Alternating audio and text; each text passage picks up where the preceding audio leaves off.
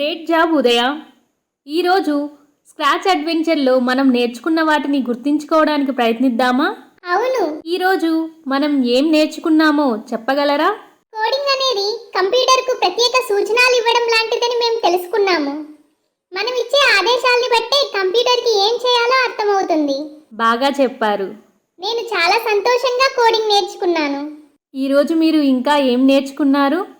కోడ్ని నేర్చుకోవడం ప్రారంభించడానికి బ్లాక్ ఆధారిత కోడింగ్ ఒక గొప్ప మార్గమని కూడా నాకు అర్థమయ్యింది. మీరు దేనినైనా త్వరగా నేర్చేసుకుంటారు. మేము మెరాకి స్క్రాచ్ ప్లాట్ఫామ్ను మరియు ఎలా లాగిన్ చేయాలో తెలుసుకున్నాము. అవును, మరియు మనము స్క్రాచ్లోని 3 ప్రధాన భాగాలను అన్వేషించాము: code palette, code area, stage. మేము ఇంకా చాలా బ్లాక్ల గురించి మరియు స్క్రాచ్లో అవి చేసే వాటి గురించి తెలుసుకున్నాము. అద్భుతం! ఇప్పుడు మీరు మీ స్క్రాచ్తో సాహసాన్ని ప్రారంభించడానికి సిద్ధంగా ఉన్నారు. అర్థం చేసుకోవడం చాలా సులభం చేసినందుకు ధన్యవాదాలు.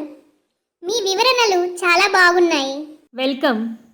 మనం మన తదుపరి పాఠంలో స్క్రాచ్ ప్రోగ్రామింగ్ గురించి మరింత నేర్చుకుంటాము. నేను నేర్చుకోవడానికి ఎదురు చూస్తున్నాను. ధన్యవాదాలు.